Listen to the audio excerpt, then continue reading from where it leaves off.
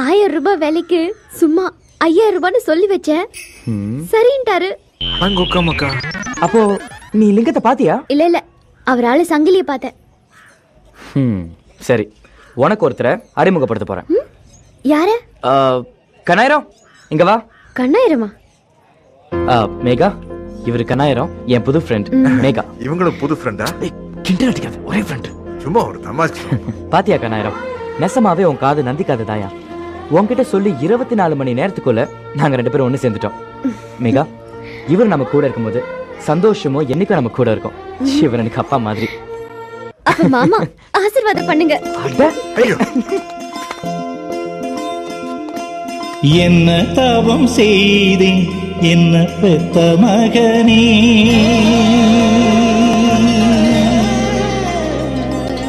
கல்லுக்குள்ளே ஈரம் காணச் செய்த மகனே.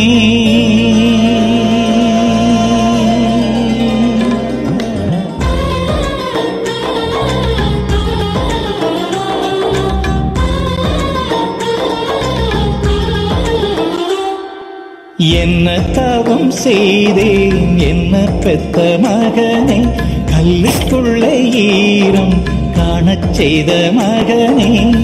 தத்தி வந்த பிள்ளை நீ,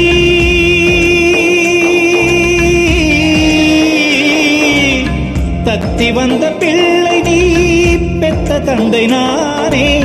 தந்தையான பின்புதான் மீண்டும் பிள்ளையானே. என்ன தவம் செய்தேன் என்ன பெத்த மகனே, கல்லுக்குள்ளே ஈரம் காணச் செய்த மகனே.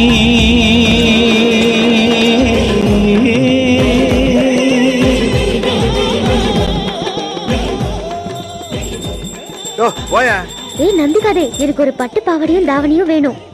நானும் அமிதாப் பச்சன் மாதிரி ஒசரமா விளையாடணும்.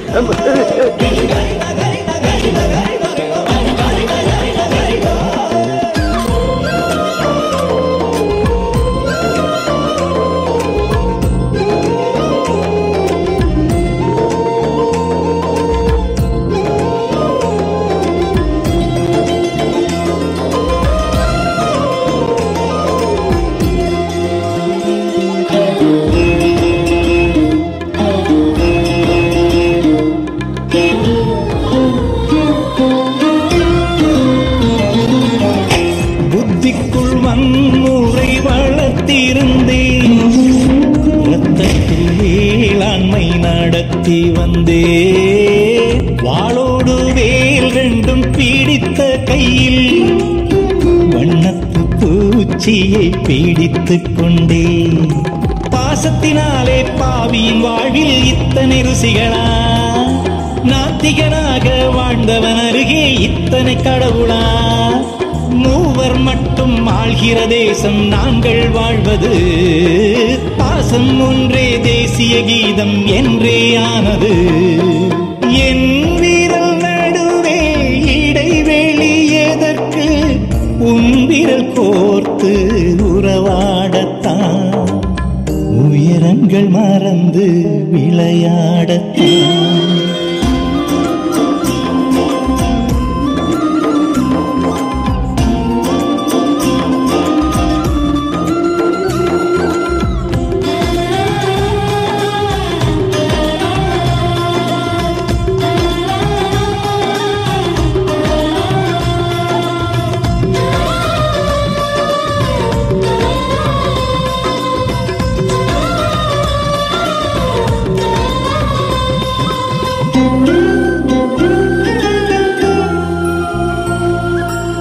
சொந்தங்கள் பொய் என்று நினைத்திருந்தேன், சொர்க்கத்தின் நகல் என்று தெரிந்து கொண்டே. பந்தங்கள் பாரம் என்று வெறுத்திருந்தேன், பாரங்கள் பரிசென்று புரிந்து கொண்டே. முற்றும் துறந்தால் மோட்சம் என்பது முனிவர்கள் சொன்னது, பற்றும் அன்பும் பகிர்வதுதானே மோட்சம் என்பது. ஆணவமெல்லாம் அன்பில் கரைந்தால் ஆனந்த வெள்ளமே, 1000 ஆண்டுகள் பூமியில் வாழும் மாத்திரை வேண்டுமே. 6 அடி குறைந்து அரை அடியாகி ஆண்மக உந்தன் மடியில் மகனானே ஆழ்கடல் வீழ்ந்த மழையானே என்ன தவம் செய்தேன் என்ன பெத்த மகனே கல்லுக்குள்ளே ஈரம் காணச் செய்த மகனே தத்தி வந்த பிள்ளை நீ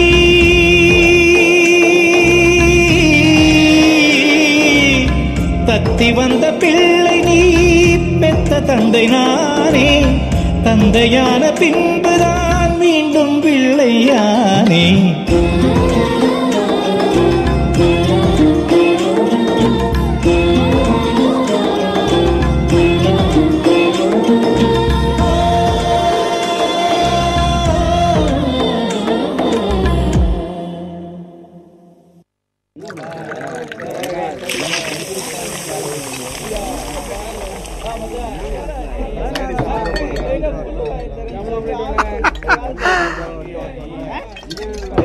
பிரதர் வா எப்படாச்சு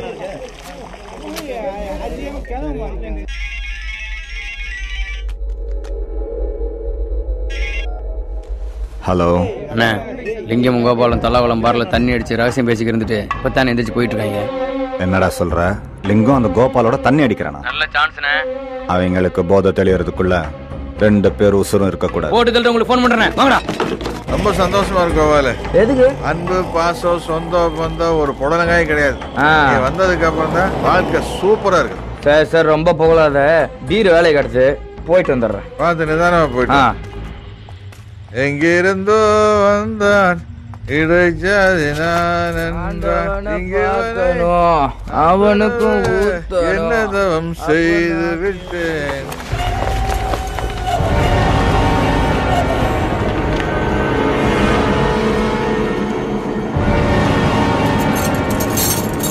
இப்ப நம்ம லிங்கம்மா இறங்கி சண்டை போட்டோம்னா கோபாலுக்கு நம்ம மேல சந்தேகம் வந்துருமே. வந்து காப்பாத்தியா? ஐயோ ஐயோ ஐயோ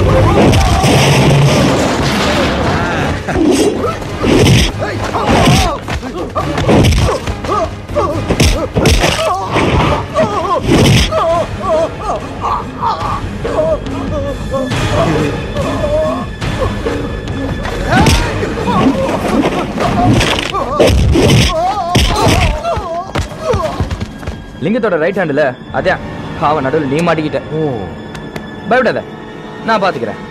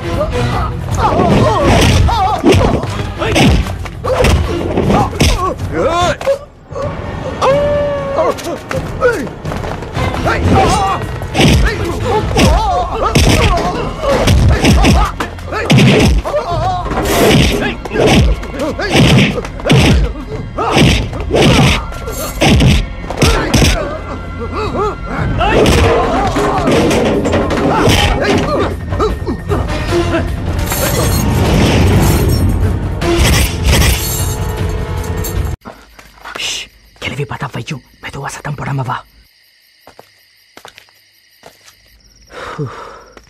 யோ என்னையா சட்டையில ரத்தம்? அடா ஆமா. சட்டையை கேட்டு நான் போய் மருந்து எடுத்துக்கிட்டு வரேன்.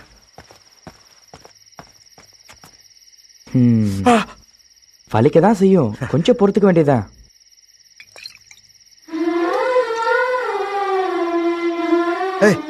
உன்னைய கூட ஒருத்தர் வெட்டிருக்கியா? நீ மருந்து எங்கிட்டு கொடு, சட்டை கழிட்டு உட்காரு. உட்காரு உட்காரு உட்காரு. அப்பா வலிக்குத்தான் செய்ய, கொஞ்சம் பொறுத்துக்க வேண்டியதே.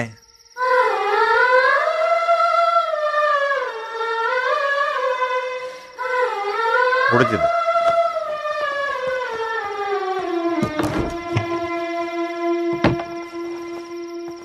இந்தா இதை போட்டுக்க. என்ன பாக்குற? இது எங்க அப்பாவோட சட்டை, பெட்டியில அவர் ஞாபகமா வச்சிருந்தேன்.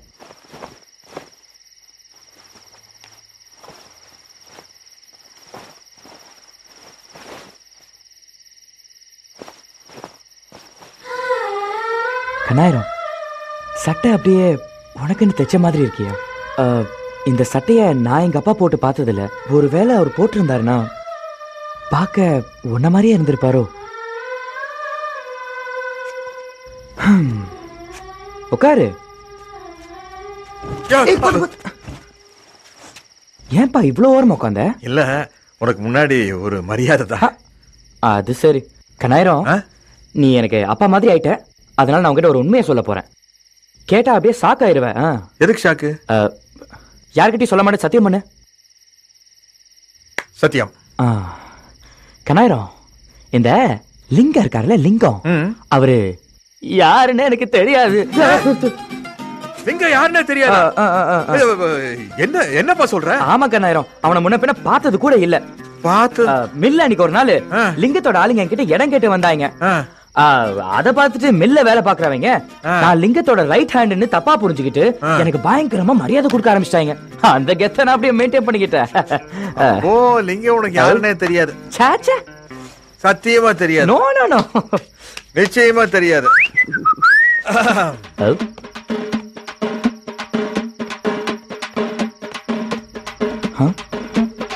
கண்ணாயிரம், கால் படுது. கால் படுதா? தள்ளி உட்கார வேண்டியதானே. மேல வந்து ஏறுனா கால் படத்தான் செய்யும். ஏன் லிங்கத்தோட ஆள் இல்லைன்னு தெரிஞ்சு போச்சு, கத்து வேட்டு. அப்புறம் உனக்கு எதுக்கு மரியாதை? உன்னை நம்ப முடியாது போல. கண்ணாயிரம், தயவு செஞ்சு 4 பேருக்கு முன்னாடி இப்படிலாம் நடந்துக்காத. என் பொழப்பு சிரிப்பா சிரி. சும்மா தமாசுக்கு பண்ண. சரி கோபாலு, லிங்கம் பேரை சொல்லி டூப் விட்டுட்டு தெரியுறிய, அந்த லிங்கத்தோட முகத்தை உனக்கு பாக்கணும்னு தோணலையா? இல்ல கண்ணாயிரம், லிங்கங்கிறவன் அடிதடி வெட்டு குத்து கொலைன்னு சட்டத்துக்கு விரோதமா எவ்வளவோ விஷயங்களை பண்ணிட்டு இருக்கான். அவன மாதிரி ஒரு கெட்டவ முகத்தை பாக்குறதுக்கு கண்ணாயிரம், ஒன்ன மாதிரி ஒரு நல்லவ முகத்தை பாக்குறது 100 மடங்கு மேல். நான் சொல்றது சரிதானே?